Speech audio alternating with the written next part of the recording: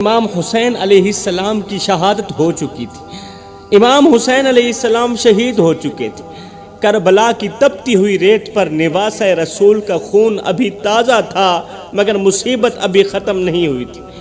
اصل آزمائش تو اب شروع ہونے والی تھی۔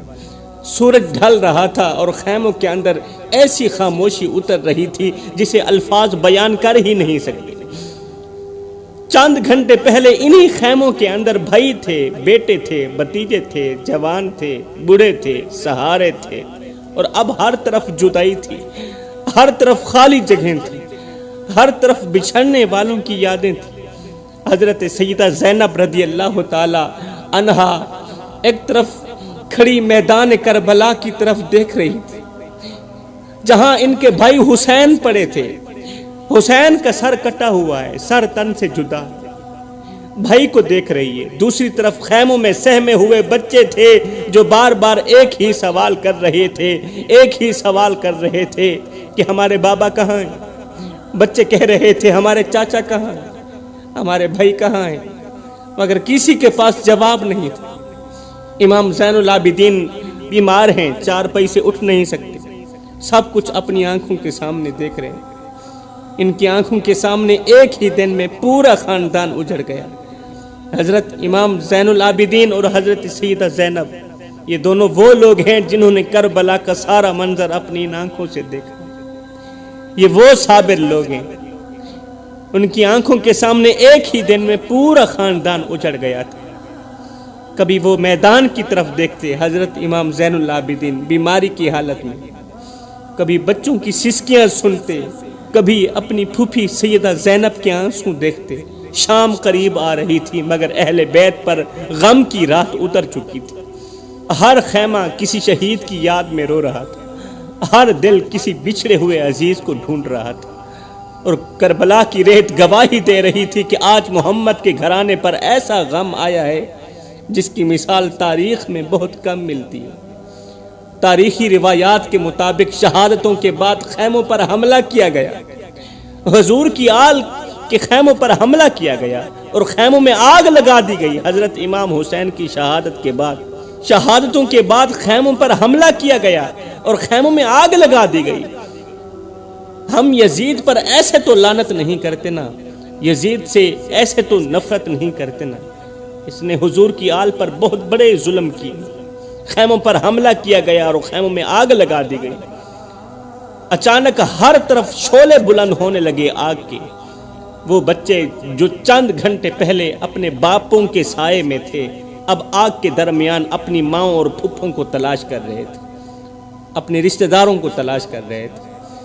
کوئی بچی ڈر کے مارے ایک طرف بھاگ رہی تھی، کوئی ننھا بچہ روتے ہوئے دوسری طرف دوڑ رہا تھا۔ ہر طرف آگ ہی آگ تھی، گھروں کو آگ لگا دی گئی۔ سیدہ زینب رضی اللہ تعالی عنہا ایک خیمے سے دوسرے خیمے کی طرف دوڑتی تھی، دوسرے خیمے سے تیسرے خیمے کی طرف دوڑتی تھی، کبھی کسی بچی کو سنبھالتی، کبھی کسی بچی کو اپنے سینے سے لگاتی۔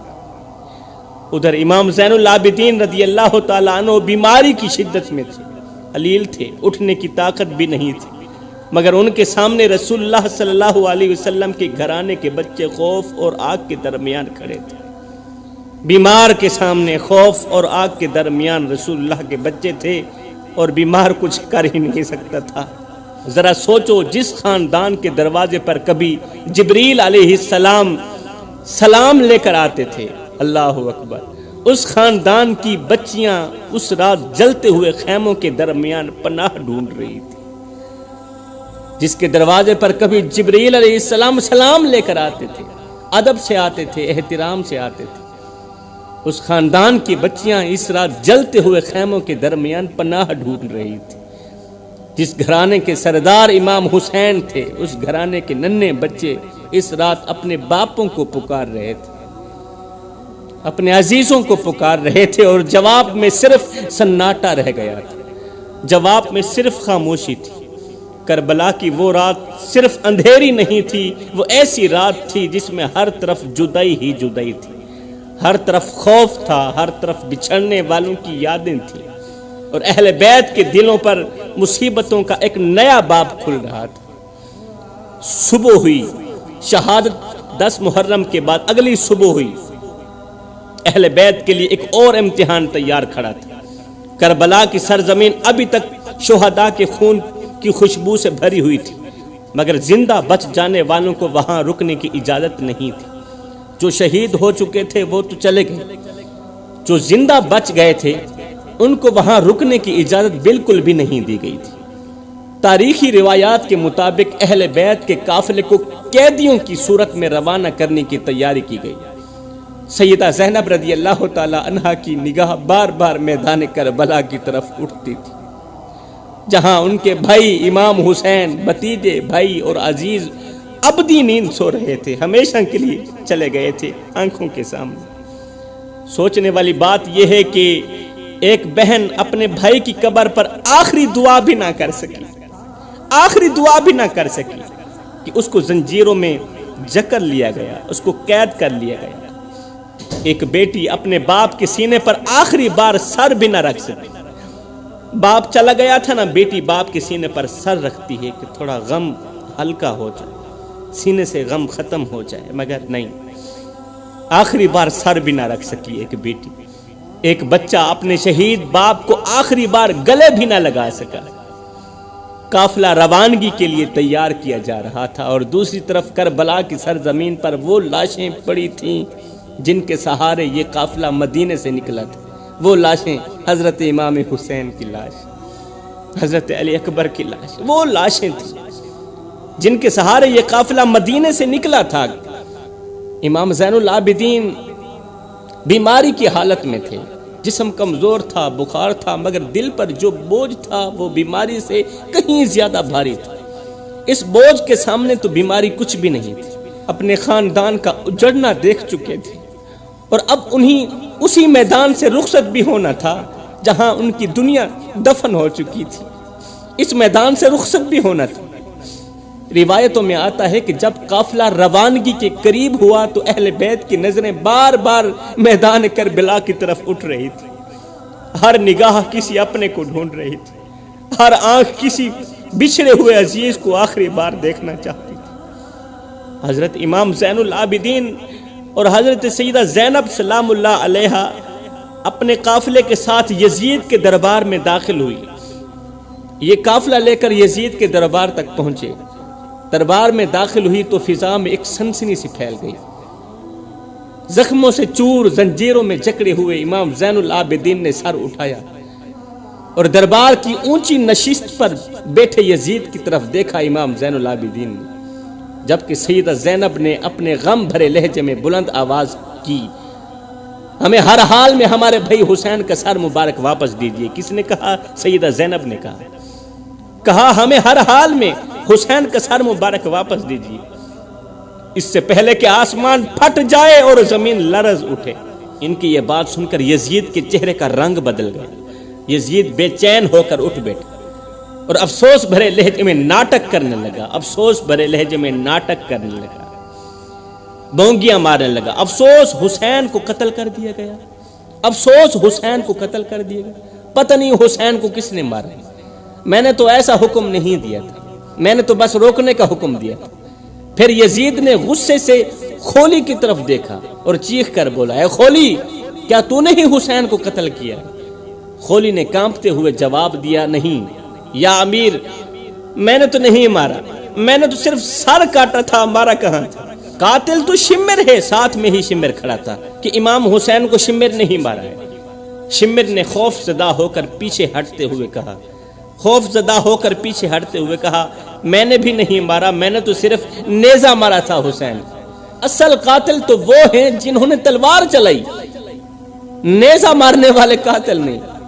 دربار میں ایک دوسرے پر الزام تراشی کا سلسلہ شروع ہو گئے، جبکہ امام زین العابدین نے فرمایا، ڈرامہ بازی کرنے کی کوئی ضرورت نہیں، تم سب نے مل کر ایک معصوم کو شہید کیا ہے، اب اللہ کے سامنے جواب دہ ہوں گے۔ اللہ قیامت کے دن تمہیں معاف نہیں کرے گا اور ہم بھی تمہیں معاف نہیں کریں گے۔ تم نے حضور کی آہل کو پیاسا مارا۔ اتنے میں یزید کے دربار میں ہی جمعے کا وقت ہو گیا۔ امام زین العابدین یزید کے دربار میں کھڑے ہیں، جمعے کا وقت ہو گیا۔ یزید نے کہا پہلے جمعہ پڑھ لیتے ہیں اس کے بعد بات کریں گے۔ یزید جمعہ بھی پڑھتا تھا، سننے میں آیا ہے یزید حافظ قرآن بھی تھا۔ کہنے لگا پہلے جمعہ پڑھ لیتے ہیں اس کے بعد جو بات ہے نا وہ بعد میں کریں گے۔ جمعہ کی تیاری شروع ہو گئی۔ دربار کے لوگ حیران تھے کہ اس غم کے ماحول میں نماز کا اہتمام کیسے ہوگا۔ اتنا بڑا غم۔ حضرت امام زین العابدین نے زخموں سے چور جسم اٹھاتے ہوئے فرمایا کہ آج جمعہ کا خطبہ حسین کا بیٹا دے گا، یعنی میں خود دوں گا۔ امام زین العابدین کو جمعہ کا خطبہ دینے کی اجازت دی گئی۔ جب امام زین العابدین نے خطبہ شروع کیا تو ان کی آواز میں کربلا کا سارا درد کھل گیا۔ خطابت تو ان کے در کی لونڈی تھی نا۔ چاروں طرف امام حسین علیہ السلام کی یاد میں چیخ و پکار مچ گئی۔ عورتوں کے دل پھٹنے لگے، مردوں کی آنکھیں آنسوں سے بھر آئیں۔ ہر ایک شخص رونے لگا، لوگ اپنے سینوں کو پیٹنے لگے۔ ایسا کیسے ہو سکتا ہے کہ حضور کی آل پر اتنا بڑا ظلم کیا گیا اور ہمیں خبر تک نہیں؟ معصوم شہزادوں کو تیروں سے بھونک دیا گیا۔ بھوک پیاس کی شدت میں شیر خوار بچوں کو نیزوں پر اٹھا لیا گیا۔ جب یزید نے دیکھا کہ لوگ تو امام زین العابدین کی طرف مائل ہو رہے ہیں کیونکہ امام زین العابدین خطبہ دے رہے تھے، جمعے کا دن تھا، دربار کی فضا امام حسین کے غم سے بھر کر رہ گئی ہے، تو یزید کا چہرہ زرد پڑ گیا۔ اس نے گھبرا کر اشارہ کیا کہ جلدی سے اذان دی جائے۔ یزید کے حکم پر فوراً ہی مؤذن نے اذان شروع کی۔ مؤذن نے کہا اللہ اکبر، اللہ اکبر۔ امام زین العابدین نے درد بھری آواز میں فرمایا بے شک اللہ بہت بڑا ہے۔ مؤذن نے کہا اشہد ان لا الہ الا اللہ۔ زین العابدین نے فرمایا ہاں لوگوں نے تو صرف زبان سے اقرار کیا ہوگا کہ اللہ ایک ہے، ہم نے تو خون دے کر شہادت دی ہے کہ اللہ ایک ہے۔ کربلا کی ریت کو لہو سے رنگ کر کے ہم نے اقرار کیا ہے کہ اللہ ایک ہے، لوگوں نے تو صرف زبان سے کہا ہوگا کہ اللہ ایک ہے۔ ہمارے بھائیوں نے، بچوں نے، ساتھیوں نے جانوں کا نذرانہ پیش کیا ہے کہ اللہ ایک ہے۔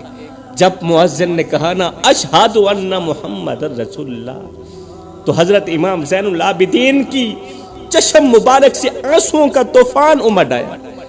جب آپ نے اشہد ان محمد الرسول اللہ سنا، آنکھوں سے آنسو بہہ نکلے، امام رو پڑے، ان کی آواز لرز اٹھی اور فرمایا اے یزید دیکھ تو نے ہمارا سب کچھ قربان کر دیا، اذان کے اندر آج بھی تیرے نانے کا نام آ رہا ہے یا میرے نانے کا نام آ رہا ہے؟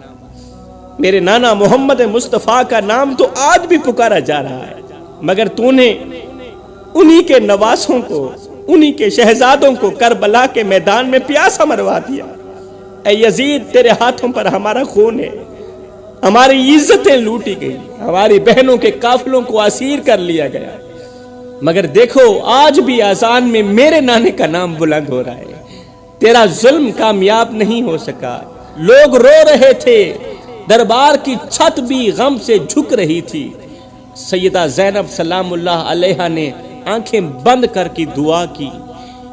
ان کے دل میں بھائی کا غم تھا، بچوں کی جدائی تھی، کربلا کی پیاس اب بھی ان کی آنکھوں میں تھی۔ یزید کا تخت ہل رہا تھا، اس کی آنکھیں شرم اور خوف سے بھر گئیں، مگر وہ کچھ نہ بول سکا۔ یہ جمعہ کا لمحہ دربار شام کو کربلا کے پیغام سے بھر گیا۔ امام زین العابدین کی آواز آج بھی تاریخ کے کانوں میں گونج رہی ہے کہ حق کی آواز کو کوئی ظالم خاموش نہیں کر سکتا۔ آج بھی ہر ایک کان میں گونج رہی ہے حضرت امام زین العابدین کی آواز۔ مگر یزید نے فوراً حکم دیا کہ قافلے کو واپس مدینے میں بھیج دیا جائے۔ اب مزید یہ منظر برداشت نہیں کر سکتا میں۔ اسیران کربلا کو زنجیروں سمیت شام کی گلیوں سے گزرتے ہوئے مدینے کی طرف روانہ کر دیا گیا۔ میرے بھائیوں، واپسی کا سفر انتہائی دردناک تھا۔ دھوپ کی تپش، پیاس کی شدت، زخموں کا درد، بچوں کی بھوک، عورتوں کے آنسو۔ قافلہ چل رہا تھا مگر ہر قدم پر کربلا کی یاد تازہ ہو رہی تھی۔ حضرت امام زین العابدین زنجیروں میں جکڑے ہوئے اونٹ کی پیٹھ پر بیٹھے تھے۔ ان کے دل میں باپ کا غم، بھائیوں کی جدائی، بہنوں کا درد بھرا ہوا تھا۔ حضرت امام زین العابدین کے دل میں سیدہ زینب نے قافلے کی قیادت کرتے ہوئے سب کو صبر کی تلقین کی، کیونکہ بھائی نے کہا تھا سب کو صبر کی تلقین کرنا۔ واپسی کے اس دردناک سفر میں حضرت امام زین العابدین اونچی آواز میں فریاد کرتے ہوئے رو رہے تھے۔ وہ بار بار پکار رہے تھے، اے میرے نانا نبی، آپ دیکھ رہے ہیں نا آپ کی اولاد کے ساتھ کیا کچھ نہیں ہو رہا۔ آپ کے نواسے کو کربلا میں بڑی بے دردی کے ساتھ شہید کر دیا گیا، آپ کے شیر خوار بچوں کو نیزوں پر اٹھا لیا گیا، ہم اسیر ہو کر شام کی گلیوں میں گھسیٹے گئے۔ یا مصطفیٰ، او یا مصطفیٰ، آپ کی امت نے آپ کے خاندان کے ساتھ یہ سلوک کیا ہے۔ ان کی آواز آسمانوں کو چیر رہی تھی۔ سیدہ زینب سلام اللہ علیہا نے آسمان کی طرف ہاتھ اٹھا کر اونچی آواز میں دعا کرتے ہوئے کہا، اے میرے حسین، کاش آپ زندہ ہوتے تو ہمیں اس حال میں دیکھ کر برداشت نہ کر پاتے۔ آپ کی بہن زنجیروں میں جکڑی ہوئی ہے، آپ کا بیمار بیٹا بھی زنجیروں میں جکڑا ہوا ہے۔ اے میرے بھائی، آپ نے پیاس کی حالت میں جان دے دی، مگر ہماری پیاس ابھی تک بھی نہیں بجھی، ہم تو ابھی بھی پیاسے ہیں۔ کربلا کی ریت اب بھی ہمارے دل میں جل رہی ہے۔ یا حسین، آپ کی یاد نے ہمیں صبر تو دیا، مگر یہ جدائی ہمیں جیتے جی مار رہی ہے۔ کبھی زینب کو اپنے بھائی حسین یاد آتے، کبھی حضرت عباس یاد آتے، کبھی علی اکبر کا چہرہ آنکھوں کے سامنے آ جاتا، کبھی 6 ماہ کے علی اصغر کی پیاس یاد آ جاتی۔ ادھر امام زین العابدین ایک کونے میں بیٹھے تھے، جسم بیماری سے کمزور تھا مگر دل پر غم کا پہاڑ ٹوٹا ہوا تھا۔ رات کے آخری پہر ایک بچی کی سسکی بلند ہوتی ہے۔ رات کے آخری پہر میں ایک بچی کی سسکی بلند ہوئی۔ اس نے آہستہ سے پوچھا، پھوپھی جان، ہم مدینے کب جائیں گے؟ یہ سوال سن کر فضا اور بھی بوجھل ہو گئی، کیونکہ مدینہ اب وہ مدینہ نہیں تھا جہاں حسین موجود تھے، جہاں علی اکبر موجود تھے، جہاں عباس موجود تھے۔ اب مدینہ واپسی کا مطلب تھا ہر گلی میں ایک یاد۔ مدینہ کی واپسی کا مطلب تھا کہ ہر گلی میں ایک یاد، ہر دروازے پر ایک زخم، ہر دیوار پر ایک جدائی۔ روایتوں میں آتا ہے کہ اہل بیت کے دلوں پر سب سے بھاری لمحہ یہی تھا کہ اب انہیں اس شہر میں واپس جانا تھا جہاں لوگ ان سے پوچھیں گے کہ حسین کہاں ہے۔ اب انہیں اسی شہر میں واپس جانا تھا جہاں لوگ ان سے پوچھیں گے کہ عباس کہاں ہے، علی اکبر کہاں ہے، جن کو دیکھتے ہی نانا رسول کی یاد آ جاتی تھی۔ اور ان سوالوں کا جواب آنسوں کے سوا کچھ بھی نہیں تھا۔ جو مدینہ قریب آتا جا رہا تھا، اہل بیت کے دلوں کی دھڑکنیں تیز ہوتی جا رہی تھی۔ سیدہ زینب رضی اللہ تعالی عنہا جانتی تھی کہ مدینہ کی گلیاں وہی ہوں گی، مسجد نبوی وہی ہوگی، روضہ رسول وہی ہوگا، مگر حسین ساتھ نہیں ہوں گے۔ امام زین العابدین کبھی خاموش ہو جاتے، کبھی سر جھکا لیتے، کیونکہ انہیں معلوم تھا کہ مدینہ کے لوگ اپنے حسین کے بارے میں پوچھیں گے۔ سفر کے دوران جب بھی رات ہوتی تو قافلے میں خاموشی چھا جاتی۔ کسی بچی کو اپنے والد یاد آ جاتے، کسی کو اپنا بھائی یاد آ جاتا، کسی کو اپنا چاچا یاد آ جاتا۔ راستے کے مسافر جب اس قافلے کو دیکھتے تو انہیں معلوم نہ ہوتا کہ یہ صرف چند تھکے ہوئے مسافر نہیں، بلکہ یہ وہ لوگ ہیں جو کربلا کا درد اپنے سینوں میں اٹھائے چل رہے ہیں۔ آخر وقت بھی قریب آنے لگا جب مدینے کی سرزمین دکھائی دینے لگی۔ مدینہ کے کھجوروں کے درخت دور سے جب نظر آنے لگے، یہ منظر دیکھتے ہی قافلے پر عجیب کیفیت طاری ہو گئی، کیونکہ اب انہیں اس شہر میں داخل ہونا تھا جہاں سے حسین رخصت ہوئے تھے مگر واپس نہ آ سکے۔ اب انہیں ان گھروں کے دروازوں کے سامنے سے گزرنا تھا جہاں کبھی حسین کی آمد پر خوشی ہوتی تھی۔ اب ان قافلے والوں کو ان لوگوں کا سامنا کرنا تھا جو دوڑ کر پوچھیں گے کہ نواسہ رسول کہاں ہے، حسین کہاں ہے، علی اکبر کہاں ہے، عباس کہاں ہے، قاسم کہاں ہے۔ اور اہل بیت کے پاس ان سوالوں کا جواب صرف آنسو ہوں گے۔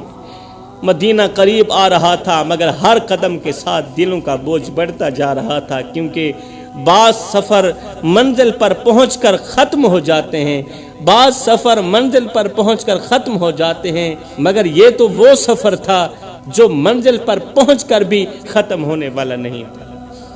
مدینہ میں خبر پھیلنے لگی کہ اہل بیت کا قافلہ واپس آ گیا۔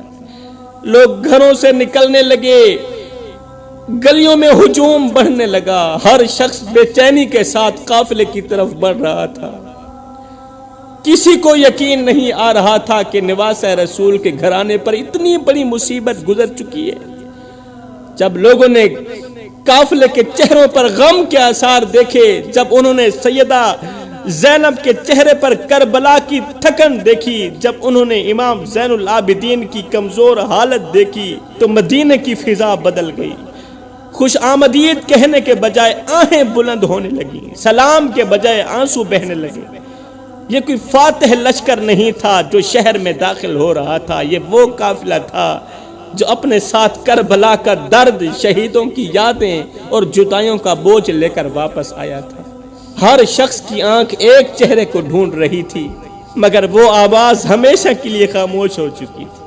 وہ چہرہ تھا امام حسین کا، اور اسی لمحے مدینے والوں کو محسوس ہونے لگا کہ کربلا صرف اہل بیت کا غم نہیں، اب پورے مدینے کا غم بن چکی ہے۔ سیدہ زینب نے روتے ہوئے کہا، او مدینے والو، دیکھو آل رسول کا کیا حال ہوا ہے۔ یہ درد بھرا منظر دیکھ کر آسمان بھی رونے لگا۔ تاریخ کے صفحات پر یہ فریادیں آج بھی گونج رہی ہیں کہ ظلم کتنا ہی بڑا کیوں نہ ہو، حق کی آواز کو کوئی